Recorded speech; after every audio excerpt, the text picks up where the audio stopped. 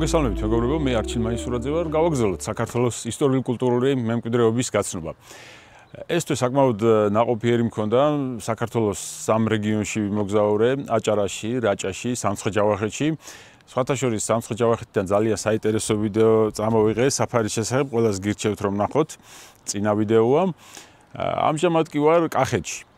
აქ ვაპირებდი გადაღებას იყალთოს მონასტრის შესახებ, თუმცა საკონსერვაციო სამუშაოები მიმდინარეობს და სამწუხაროდ დაკეტილია და ვერ შევძელი.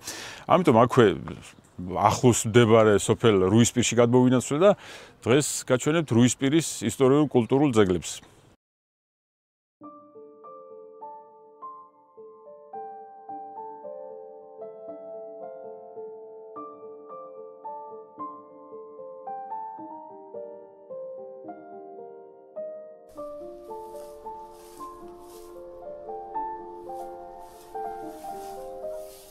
მაშასე დავიწყოთ მაყაშვილების ციხე-დარბაზის კომპლექსით, რომელიც მდებარეობს რუისპირის სამხრეთით დაახლოებით 9 კილომეტრში, ნასოფლარ არტოზანის ტერიტორიაზე. ის თარიღდება მე-18 საუკუნის შუა ხანებით. ეკუთვნოდათ ადგილობრივ ფეოდალებს მაყაშვილებს. პირველი ცნობები მაყაშვილების შესახებ ისტორიულ წყაროებში მე-14 საუკუნის მეორე ნახევარში გვხვდება გიორგი მეშვიდემ გუგუნა მაყაშვილს მამული უბოძა სოფელ ბოტკოში. იერუსალიმის ჯვრის მონასტრის მე-15 საუკუნის ერთ-ერთ აღაპში მოხსენიებულია მაყა და ჩოლოყა, რომლებიც მაყაშვილებისა და ჩოლოყაშვილების წინაპრები იყვნენ.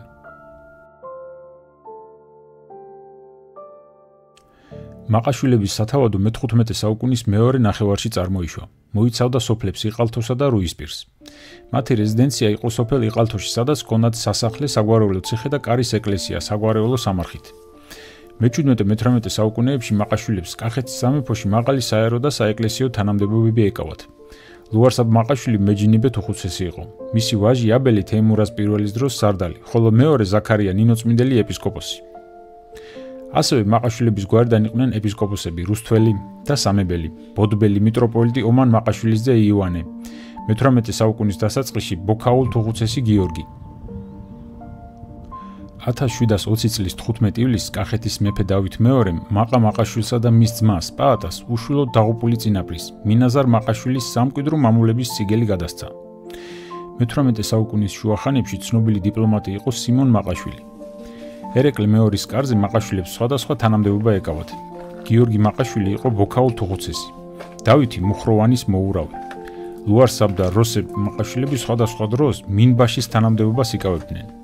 მინბაში ეს იყო ერთგვარი თანამდებობა, რომელიც იყო 1000-ეულის უფროსი, ასე ვთქვათ, 1000-ის თავი. ერეკლე მეორეს აზატხანთან ბრძოლაში აღხვდა ლუარსაბ მაყაშვილი. მან და მანუჩარ თუმანიშვილმა 1774 წელს ერეკლე მეორის ბრძანებით შეადგინეს არაგვის ხეობის სტატისტიკური აღწერა. ერეკლე მეორემ რევაზ მაყაშვილს, მის შვილს სულხანს და ძმისშვილ გიორგის ერთგული სამსახურისთვის 1758 წლის 16 მარტს უბოძა მამულები და გლეხები. ქართლ-კახეთის სამეფოს გაუქმების შემდეგ მაყაშვილების სათავადოც გაუქმდა.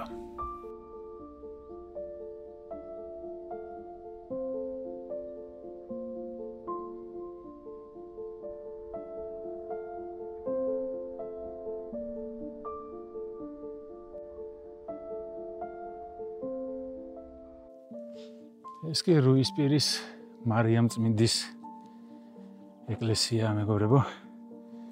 გვიანდელი შუა საუკუნეების უნდა იყოს ესეც. მოდით ნახოთ რა მდგომარეობაშია. დანგრეულია. კამარა ჩამონგრეულია. ნახეთ ხე სად არის ამოსული პირდაპირ სამხრეთ კედელსა და დასავლეთ კედელს შორის. აი ნახეთ როგორ არის გადმონგრეული ჩრდილოეთ კედლის ნაწილი. ფაქტიურად აქედან უნდა შევიდეს კაცი.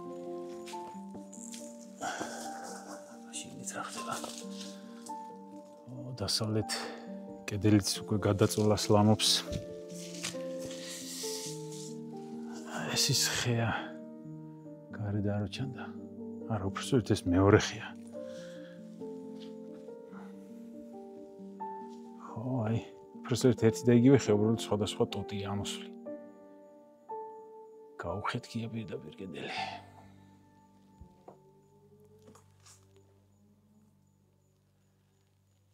აი ზემოთაც ხედავთ რამდენი ხეები ამოსული ფაქტურად ხეებს შეუჭამიათ ტაძარი. აქ რა ხდება? ეს საკურთხეველია იმ მცირე ამოშენებული ტრაპეზის ქვაც არის.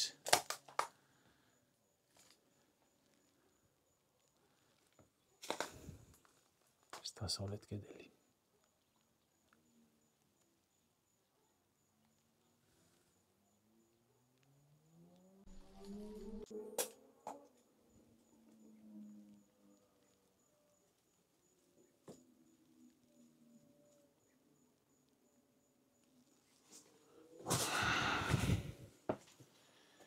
აი შეხედეთ ხე როგორ არის რაღაცა გველივით არის ჩაწოლილი ხეში ისე ამოსული ნახეთ.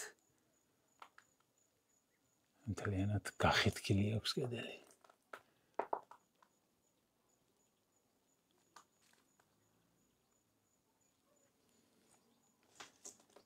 სამხრეთის კედელიც ოდნავ გადაწოლილია, მოკლედ თუ დროულად არ გამაგრდა ეს კედლები მთლიანად გადაიხსნება ტაძარი.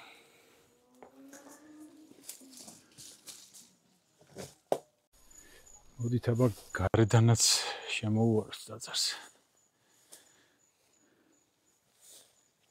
ეს ჩრდილოეთის კედელია, ჩრდილოეთის კედელი. ეს აღმოსავლეთის, მოკლედ აღმოსავლეთის კედელი არის ყველაზე კარგ მდგომარეობაში.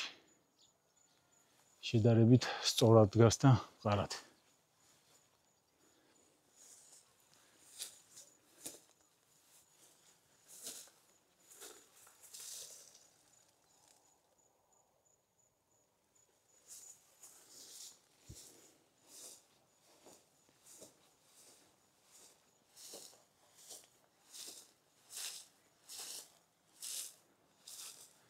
აი ნახეთ გარედანაც ეტყობა გადმოხრა. ეს სამხრეთის კედელია.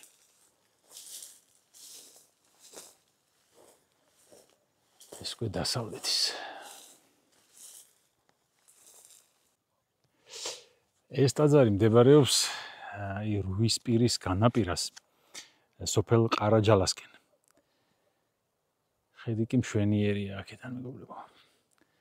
აი იქით არის, მაგალითად იქიდან გადმოდიხართ გომბორის გავლით თელავში. თურდოს ხეობაა იქ. თურდოს ხეობა და ნუ აქეთ არის უკვე ძველი შუამთა, ახალი შუამთა იქით შიოსმარანი და ნუ უამრავი ეკლესია უკვე აქეთ.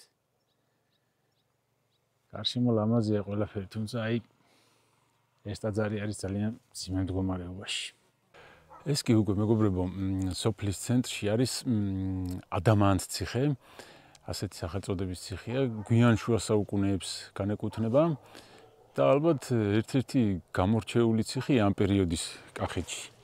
ეს ციხე სახლია, უпростоრად. ძალიან საინტერესოა, ნაგებია რიყის ქვით, აი შესასვლელი არის ჩრდილოეთიდანაც, აღმოსავლეთიდანაც. აბა წავიდეთ შიგნით, ვნახოთ რა ხდება.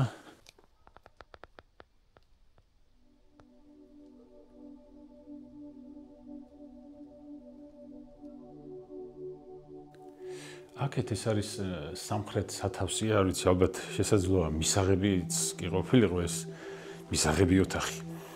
აი იქით ამ მხარეს კი აი ნახეთ რამდენი ნიშებია.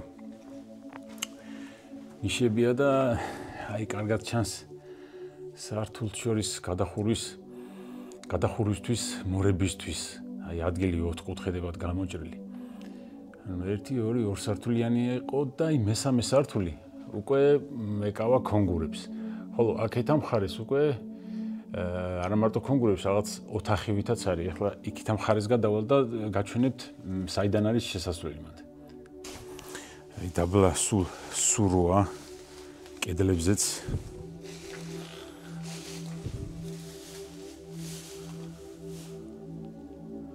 აი ძალიან საინტერესო ციხეა.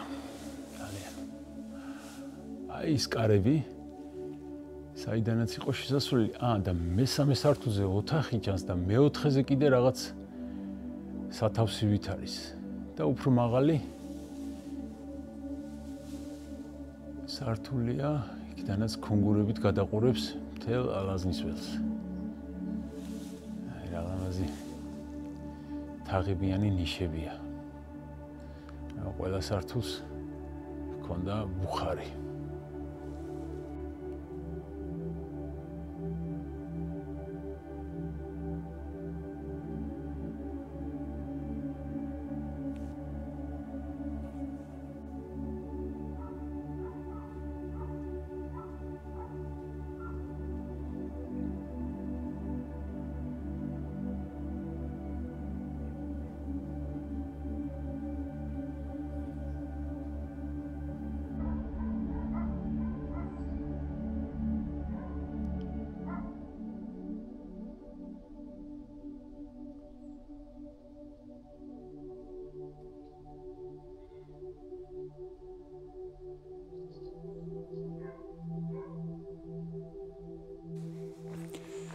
სოფლის ჩრდილოეთ განაპირას, მეგობრებო, სასაფლაოზე არის რუისპირში ყველაზე ძველი ეკლესია. ეს არის წმინდა თევდორეს ეკლესია, რომელიც განეკუთვნება მე-6 საუკუნეს. აი ესეთი რამსის კედლებია, შეხედეთ. ეგრევე მიხვდებით, რომ უძველესია. და რა კარგად შერჩეული რიყის ქვების წყობა. შევიდით აბა შიგნით.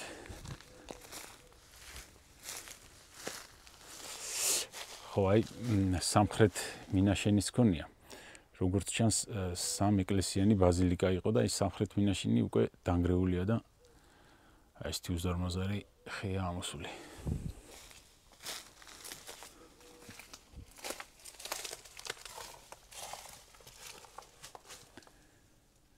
ახეთ როგორი აზიდული კედლებია. ავალი. აი ჩრდილოეთით ჰქონია 2 სარკმელი. აქეთაც სავარაუდოდ 2 სარკმელი იქნებოდა, რომელიც უკვე აღარ არის, იმიტომ რომ გადანგრეულია. ეს კი უზარმაზარი საკურთხეველი.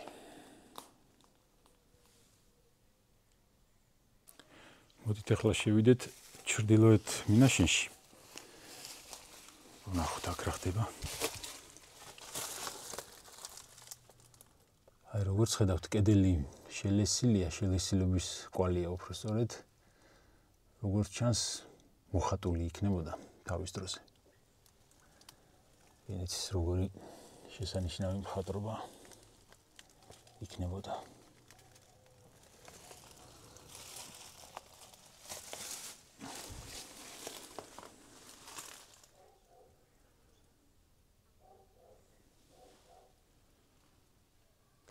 აქეთ კიდევ ერთი შესასვლელია, მოდით იქაც შევიდეთ, აბა ვნახოთ რა ხდება.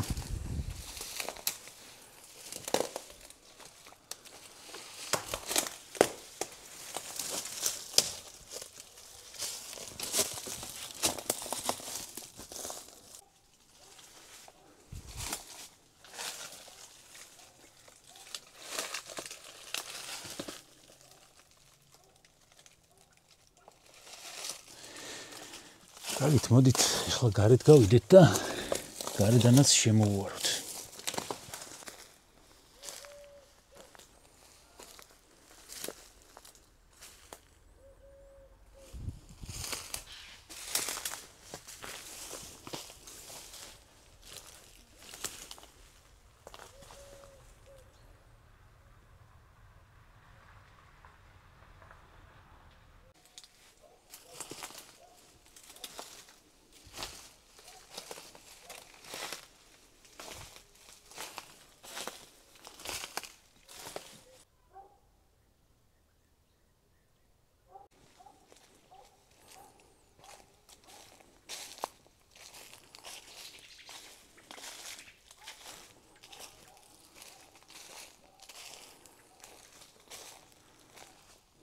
ეს კი უკვე დასავლეთ კედელია, გარედან. დასავლეთ კედლის ფასადი.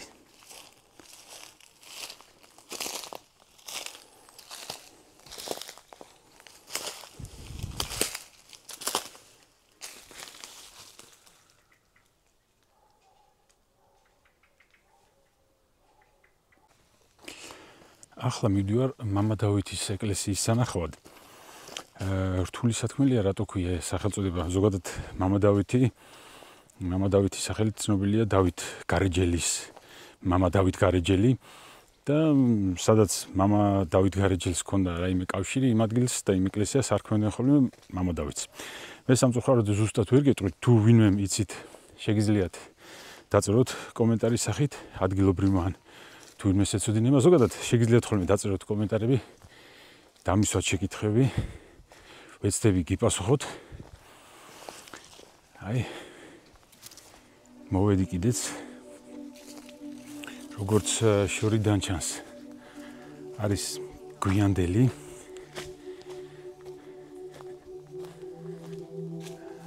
საკმაოდ ისეთი მოზრდილი ეკლესია. არც ისეთი როგორც წმინდა თევდორესი, თუმცა შეხედეთ, ხეები როგორ არის ამოსული კედლებზე. დააკვირდით. თითქმის მთლიანად რამხელა ხეები ამოსული, დააკვირდით უბრალოდ ამ პატარა კედელზე. მთლიანად შეჭმული აქვთ კედლები. შეხედეთ, ერთი წოტი მთლიანად გაწოლილია კიდევაც ზემოდან.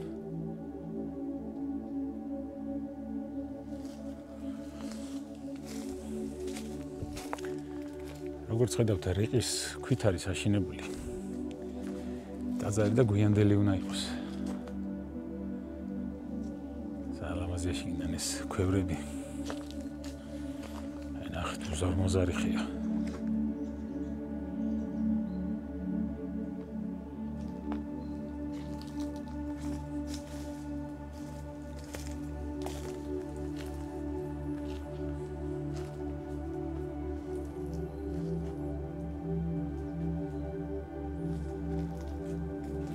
როგორც ჩანს, ორი შესასვლელი ექნებოდა, ერთი დასავლეთიდან, ერთი სამხრეთიდან, აი.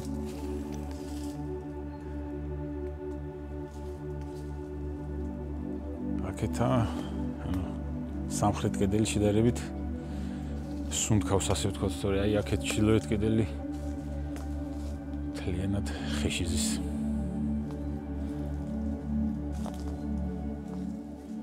ეს კი საკურთხეველია, აი, საკურთხეველში შენიერი ნიშებია.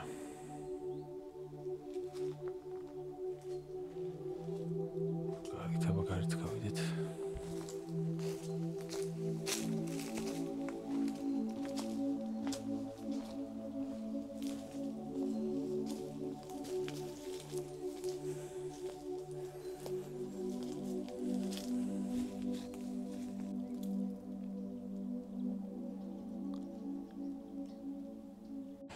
მოკლედ, მეგობრებო, რუისპირში სხვა ბევრი ეკლესიაც არის.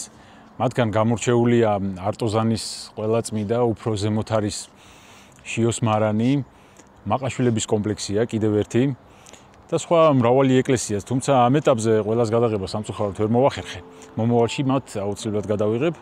ეხლა კი დაგემშვიდობებით, ვისაც გაინტერესებთ ქართული მემკვიდრეობა, საქართველოს ღირსშესანიშნაობები, არ დაიზაროთ, გამოიწერეთ ჩემი არხი, ბევრ საინტერესო შეიტყობთ. მე კი დაგემშვიდობებით, მომავალ შეხვედრამდე.